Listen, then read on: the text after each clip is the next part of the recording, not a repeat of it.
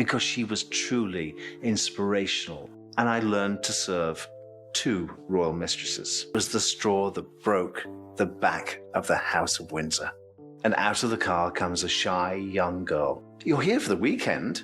You have to go to hunting, shooting, you have to go to the Gillies Ball. After 26 years of silence, Paul Burrell collapsed on camera, sobbing uncontrollably as he revealed what Diana told him days before her death. He kept this hidden for decades, but now the truth is finally out. What he's about to reveal will shatter everything you thought you knew about that night in Paris. Paul Burrell's journey to becoming Diana's closest ally began in the most unlikely way. So I stayed. What time do you go down for tea? 4 o'clock. You go down to the small drawing room. The Queen will pour you a cup of tea. I don't like tea. I'll make sure she has coffee there waiting for you. Then what happens? I said, when tea's cleared, you go into the drawing room, and then the Queen will pour you a gin and tonic. He grew up in a small coal mining town in Derbyshire, far removed from the glittering world of royalty. As a young man, he dreamed of serving the royal family, a goal that seemed almost impossible given his humble background. Yet through sheer determination and a stroke of luck, his dream became reality. He was appointed as a footman to Queen Elizabeth II, a position that would change the course of his life forever. Everything shifted in 1987 when Burrell joined Princess Diana's household. What started as a professional relationship quickly evolved into something much deeper. He became far more than just a butler or an employee. He became Diana's rock, the one person in her increasingly turbulent life that she felt she could truly trust. In a world where she was constantly surrounded by people, Diana often felt profoundly alone.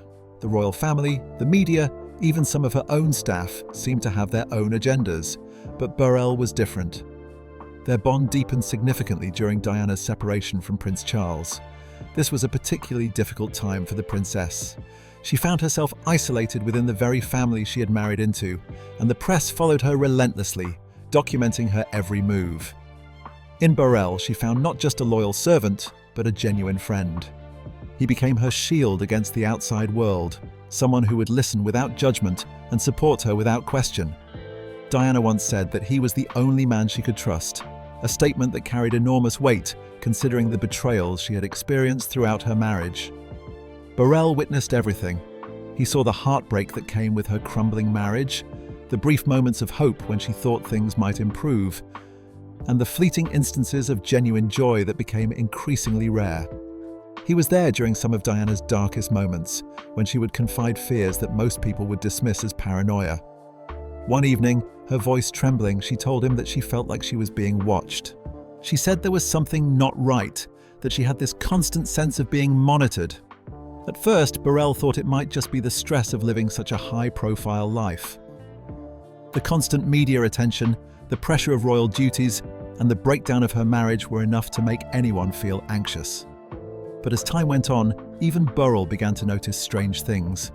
There were phone calls that would click unexpectedly, shadows that seemed to linger just a moment too long, small incidents that individually might mean nothing but collectively painted a disturbing picture. Diana's fears were not entirely unfounded. She was living in a world where privacy was almost impossible, where every conversation could potentially be overheard and every movement tracked. The public only saw one side of Diana. To them, she was the glamorous people's princess, always perfectly dressed, always ready with a warm smile. She had an extraordinary ability to connect with ordinary people, whether she was visiting hospitals, comforting the sick, or championing charitable causes. Her work with AIDS patients, landmine victims, and the homeless made her beloved around the world. She had a gift for making people feel seen and valued, something that set her apart from other members of the royal family. But privately, Diana was battling demons that few people truly understood. She was grappling with the fallout from her failed marriage, struggling to maintain her composure while raising two young princes in the unforgiving glare of media attention. Burrell saw how these two identities, the public princess and the private woman, constantly pulled her in different directions. She wanted to be strong for William and Harry. She wanted them to see her as a capable, loving mother who could handle anything. Yet at the same time, she craved the kind of deep, unconditional love that would make her feel truly safe and cherished. During this period, rumors about Diana began to spread like wildfire. Some were about her relationships, others about her defiance of royal tradition, and still others about alleged conflicts with various members of the establishment. The speculation was endless and often cruel. Burrell, ever the loyal protector, kept his silence. He refused to dignify the gossip with any response, believing that engaging with it would only make things worse. But behind closed doors, Diana was far from indifferent to these whispers. Some of the rumors stung deeply, cutting to the core of who she was. Others she would dismiss with a flash of her characteristic humor, that mischievous smile that showed she refused to let the gossip completely define her. She once told Burrell with a slight grin that people could think what they wanted because they would never truly know her. It was her way of maintaining some sense of control over a narrative that often felt completely out of her hands. Yet some rumors carried a much darker undertone. These were the ones about danger, manipulation, and betrayal. Diana began confiding in Burrell about her growing unease with certain members of the establishment. She hinted at forces beyond her control, at a game being played where the rules were unclear and the stakes impossibly high. She told him one evening, her voice steady but her eyes clouded with genuine worry, that there was a game being played and she was the pawn. It was a chilling statement, one that Burrell would remember for years to come. Diana was not paranoid. She was perceptive, picking up on subtle signals that most people would overlook. She had spent years navigating the complex world of the royal family and the British establishment. She understood how power worked, how decisions were made behind closed doors, and how easily someone could be marginalized or silenced. Her fears were rooted in real experiences, in conversations that had been cut short, and meetings where she had felt deliberately excluded. Burrell remembered the nights when Diana would retreat to her private quarters, poring over letters and jotting down thoughts she could never share with anyone else. Her handwriting revealed her state of mind. Sometimes it was bold and confident, reflecting moments when she felt in control of her destiny. Other times it was shaky and uncertain, betraying the anxiety that gnawed at her. One letter in particular stayed with Burrell long after Diana's death. It was written late one night, and in it, she expressed a fear that would later seem hauntingly prophetic. She wrote that they would make it look like a car crash. Burrell kept that letter hidden for years. He was unsure whether revealing it would bring any kind of closure or simply cause more pain and speculation. The weight of that knowledge sat heavily on him, a burden he carried in silence even as the world mourned Diana's death and debated what had really happened that night in Paris.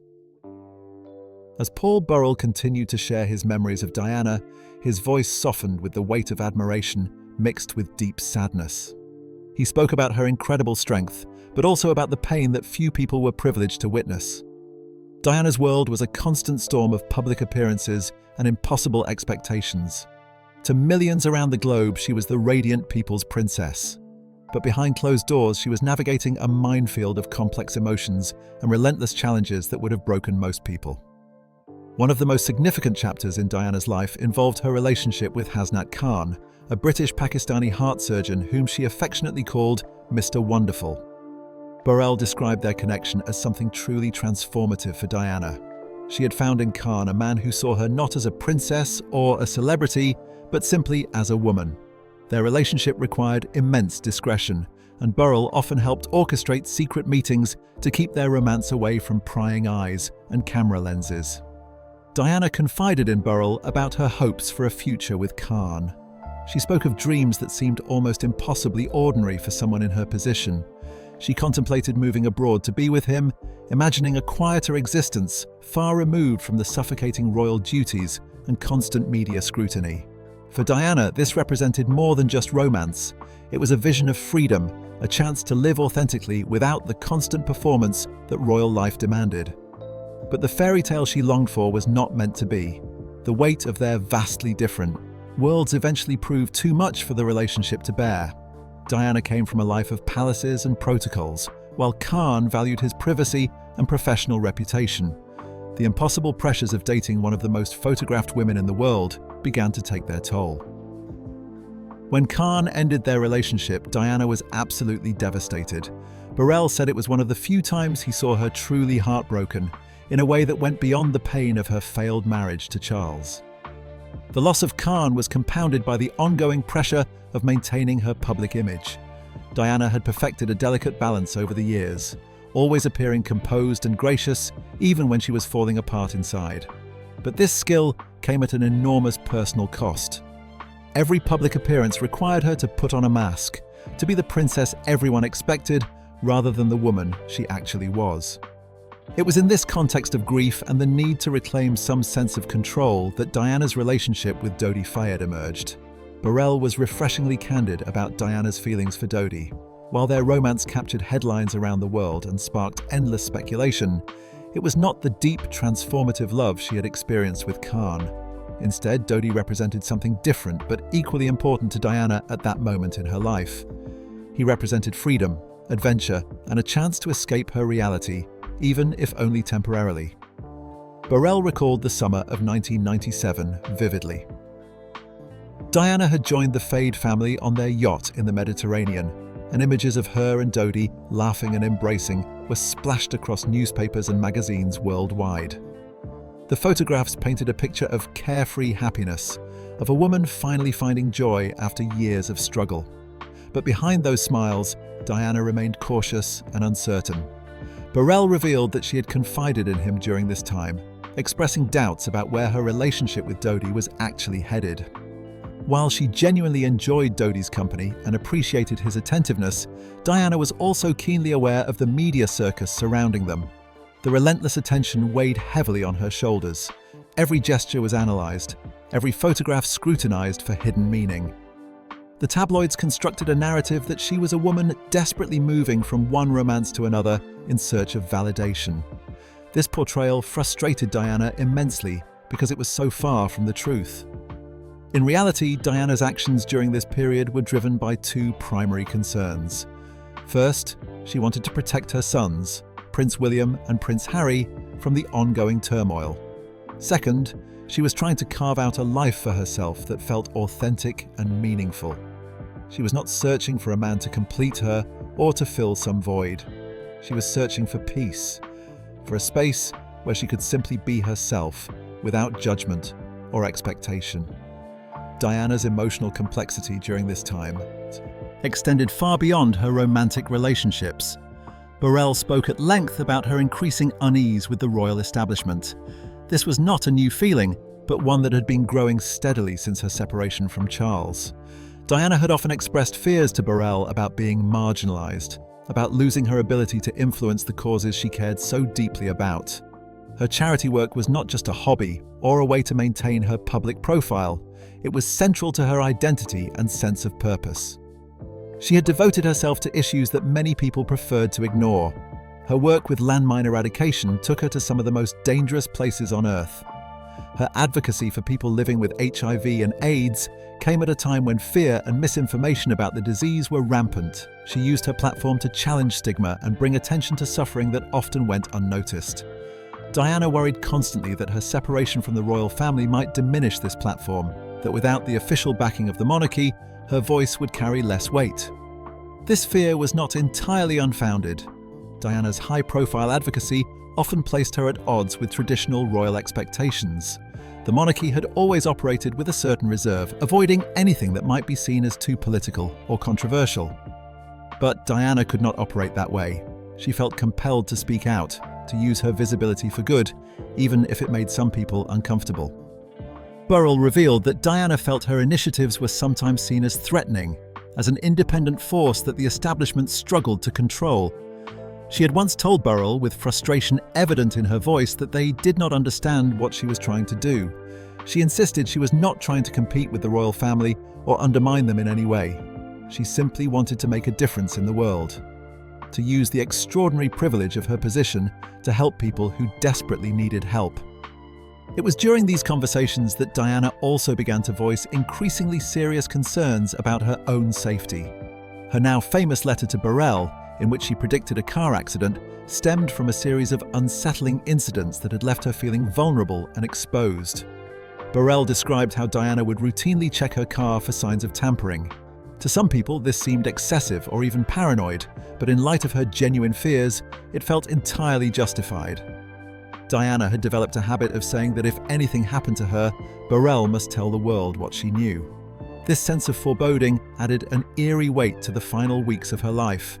Despite these fears, Diana remained determined to live fully and authentically. She had a remarkable ability to compartmentalize, to focus on the present moment, even when the future felt uncertain and potentially dangerous.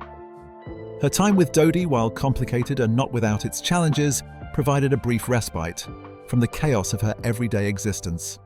She was able to laugh, to relax on the yacht, to enjoy the sunshine and the company of people who seemed genuinely fond of her. For someone who had spent years under constant scrutiny, these moments of relative peace were precious. As Burrell paused in his recollection, his expression shifted dramatically. The memories seemed almost too heavy to carry, weighing him down physically as he spoke. He described the last time he saw Diana, just days before her fateful trip to Paris. She had been in unusually high spirits, excited about the future, and eager to share her latest plans with him. There was an energy about her, a sense of possibility that had been absent for months. But there was also something else, something Burrell struggled to articulate. There was an unspoken awareness that lingered between them during that final meeting. It was as if Diana knew something, as if she sensed that time was running short. Burrell said quietly, almost in a whisper, that it felt like she knew. She did not say it outright, but there was something in her demeanor, a kind of resolve that he had not seen before. Diana's final days were marked by an intensity that Burrell found difficult to put into words. The public saw her radiant smile and effortless grace, the image of a woman finally finding happiness. But Burrell saw the complete picture.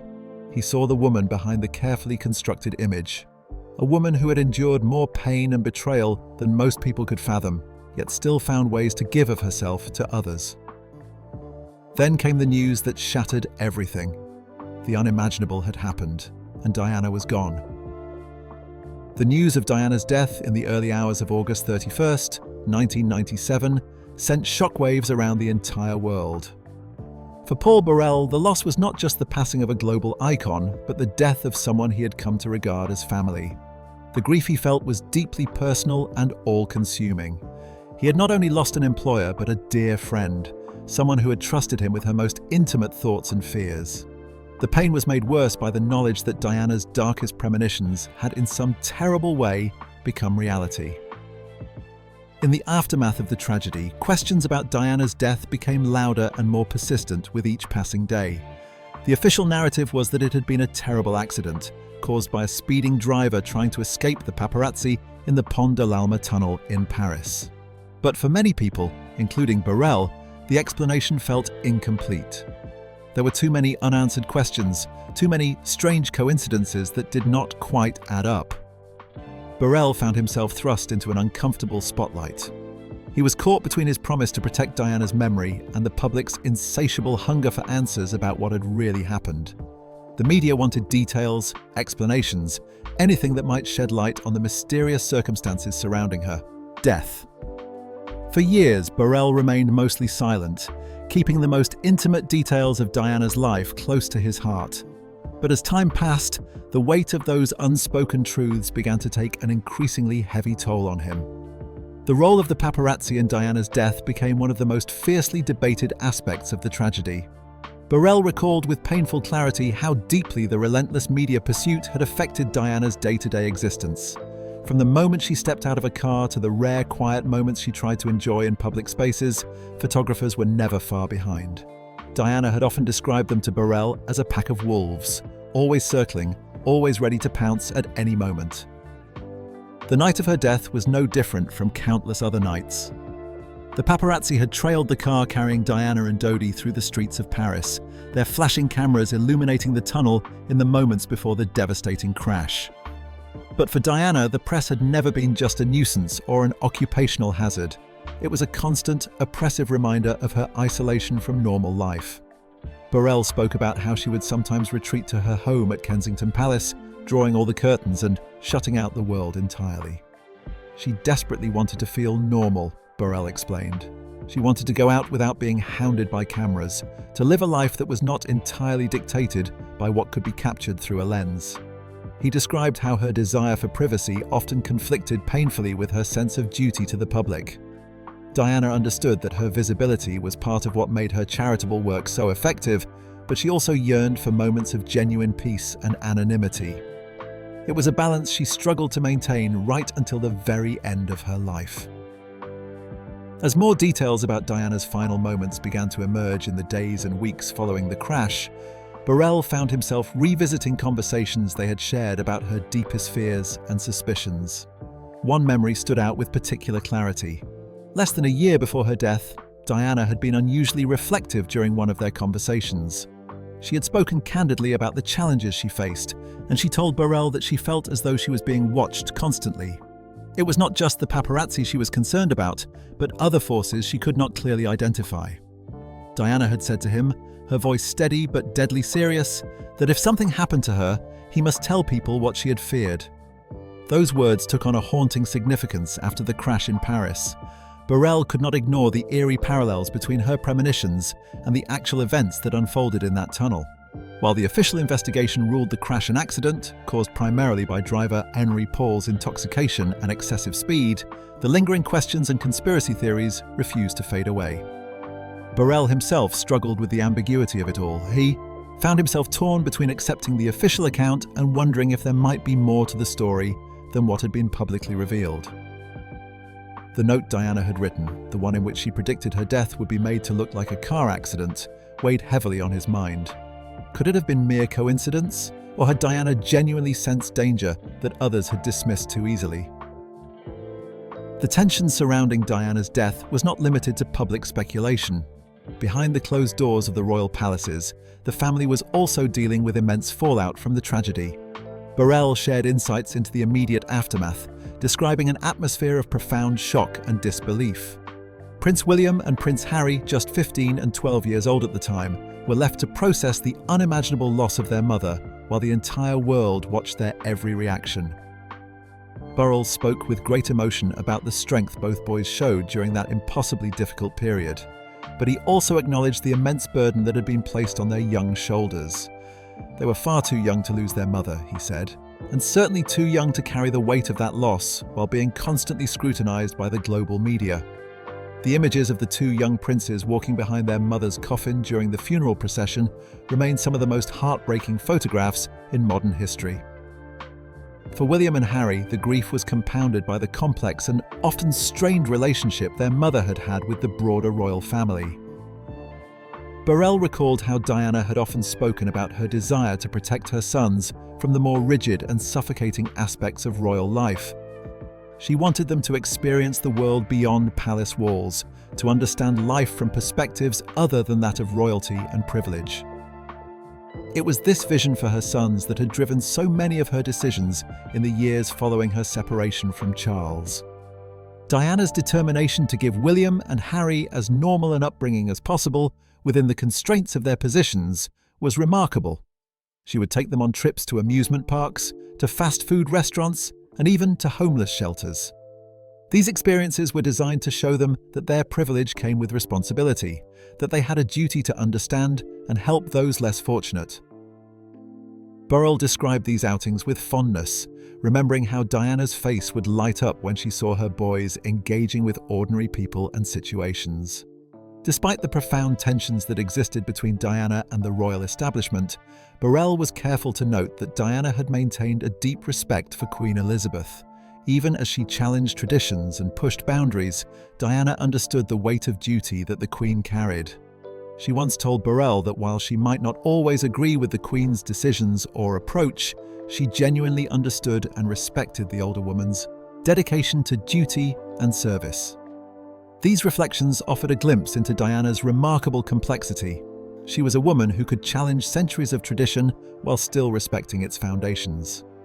She was not opposed to the monarchy itself, Burrell emphasized. Rather, she sought to modernize it, to make it more reflective of the changing world it served. This vision often placed her at odds with the establishment, but it also endeared her to millions of ordinary people who saw in her a willingness to embrace necessary change. The relationship between Diana and Prince Philip, the Duke of Edinburgh, added another layer of complexity to the family dynamics.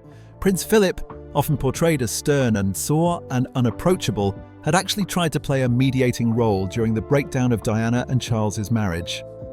In the summer of 1992, as tensions within the royal family reached a critical point, Philip began writing letters to Diana in an attempt to provide support and guidance. According to Burrell and other sources close to Diana, these letters revealed a more empathetic side of Prince Philip than the public typically saw. He expressed his willingness to help both Diana and Charles, though he admitted with characteristic bluntness that he had no real talent as a marriage counselor. This honesty was somewhat refreshing in a world where royal communication was typically carefully measured and diplomatic. In his letters, Philip also expressed the royal family's disapproval of extramarital affairs. He spoke candidly about Charles's relationship with Camilla Parker Bowles, expressing concern about the potential damage such a scandal could cause to the monarchy. Philip pointed out how foolish it was for Charles to risk everything for a relationship that could jeopardize the institution they all served. His words revealed the protective instincts of both a father and a dedicated royal, someone keenly aware that personal choices could have far-reaching implications for the family's reputation. Philip tried to reassure Diana that in his view, no one would ever leave her for Camilla. He signed his letters with fondness, attempting to remind Diana of their familial bond even amid the storm. However, his correspondence was not without its complications. He posed difficult questions to Diana, including whether Charles's relationship with Camilla might have been influenced by her own behavior. This suggestion, while perhaps intended to encourage self-reflection, highlighted the delicate and often painful balance of accountability within the failing marriage. Diana confided in her private secretary, Patrick Jeffson, about how much Prince Philip's letters meant to her. She told him it was significant to receive support from her in-laws during such a difficult time. In a world where she often felt isolated and misunderstood, this acknowledgement brought her a measure of comfort. The timing of Prince Philip's letters to Diana was particularly significant. They arrived just months before Charles and Diana would publicly announce their separation, during a period when speculation about the state of their marriage had reached fever pitch. The royal family stood at a crossroads, and the mounting pressures were becoming impossible to ignore. Prince Philip's involvement reflected not just concern for his family, but also a deep understanding of the institution itself. He knew that any public breakdown of the marriage would reverberate far beyond their personal lives, potentially tarnishing the reputation of the monarchy in ways that might take generations to repair. As Philip reflected on his role within this increasingly uncertain narrative, he had to confront a painful reality. Despite his genuine efforts and good intentions, the situation was spiraling beyond his control.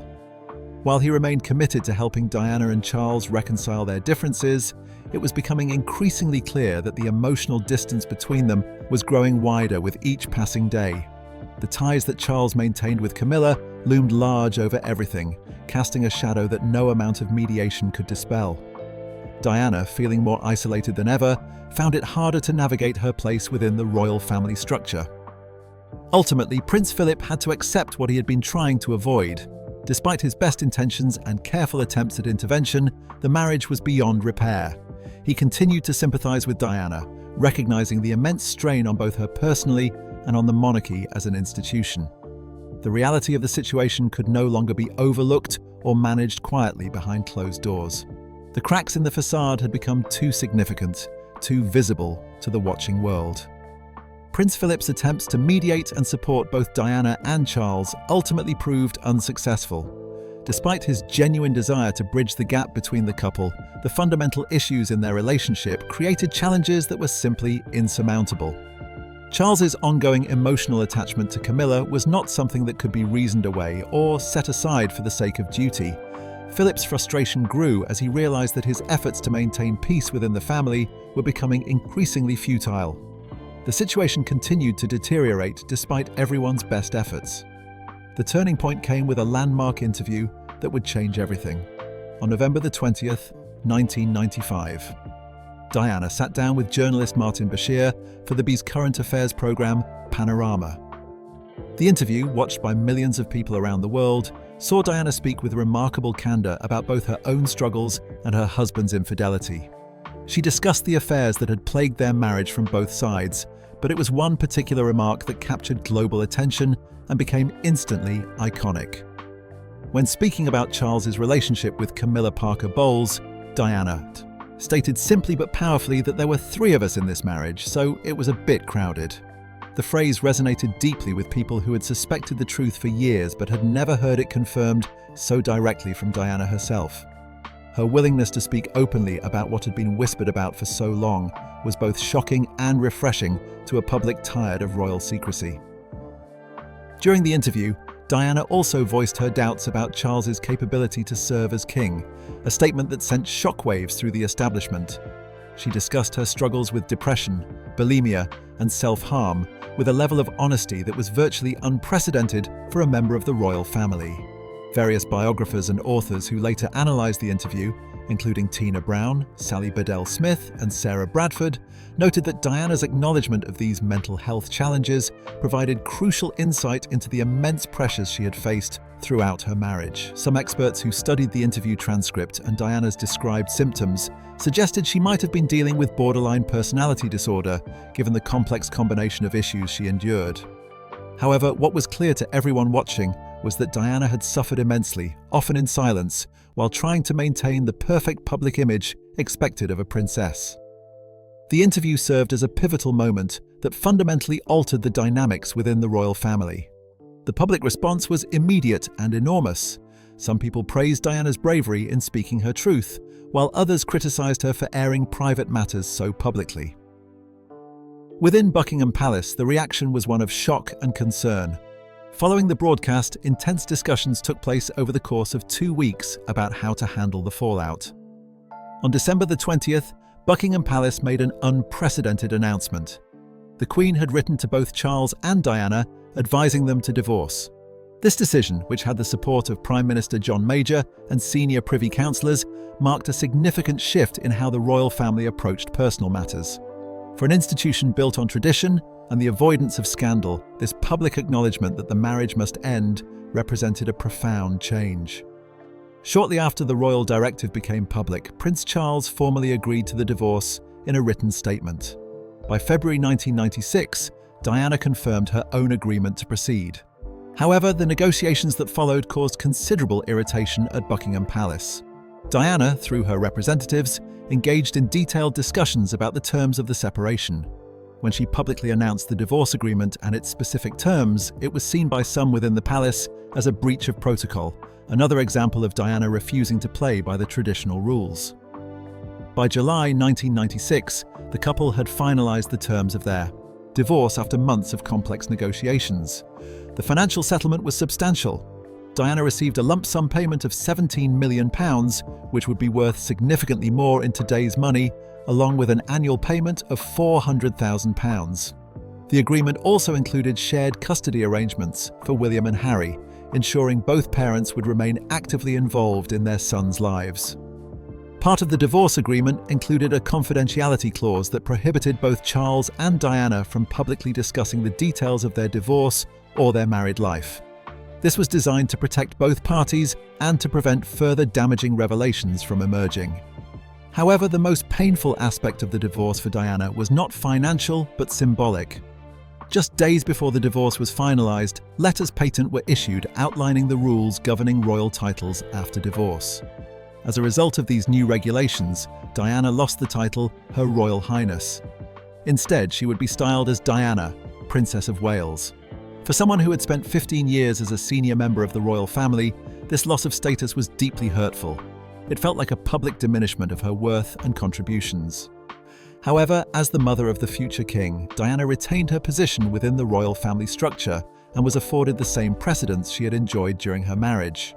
She could still attend royal events when appropriate and maintained her connection to William and Harry's royal lives. But the loss of the HRH title symbolised her official separation from the institution she had once been fully part of. In the aftermath of the divorce, Diana threw herself even more intensely into her humanitarian work. Free from some of the constraints that had bound her as a married member of the royal family, she pursued causes with renewed vigour. Her trip to Angola to raise awareness about landmines became one of the defining moments of her post-divorce life. The images of Diana walking through an active minefield wearing protective gear captured global attention and brought international focus to the devastating impact of these weapons. Paul Burrell watched all of this unfold with mixed emotions. He was proud of Diana's courage in speaking her truth and in pursuing her humanitarian mission with such dedication. But he also worried about her safety and well-being. She was navigating uncharted territory as a divorced princess, trying to carve out a new role for herself without the full backing of the institution that had once defined her identity. Looking back now, Burrell reflects on the complex relationship between Prince Philip and Diana with greater understanding. While they had their disagreements and Philip did not always see eye to eye with her regarding her public approach, his letters reveal a genuine desire to help maintain family unity. His efforts to support Diana extended beyond personal loyalty. They were also about safeguarding the institution to which he had devoted his entire adult life. By attempting to help Diana, he was trying to preserve the family for the sake of William, Harry, and the monarchy's future. Prince Philip's letters, now made public through various sources, reveal a man who, despite his tough exterior and reputation for bluntness, stood by Diana during some of her hardest moments. His support, while complicated and not always perfectly executed, came from a place of genuine concern. He understood that Diana's well-being was intrinsically linked to the well-being of his grandsons and to the future stability of the monarchy itself. For Paul Burrell, the decision to speak out after so many years of relative silence was not taken lightly. He knew that sharing these intimate memories and private conversations would invite scrutiny and criticism. Some accused him of profiting from Diana's story, of breaking the sacred trust she had placed in him. But Burrell maintains that his motivations have always been driven by love for Diana and a desire to protect her true legacy from distortion and misunderstanding. As he wiped away tears during recent interviews, Burrell spoke about the lessons Diana's life taught him.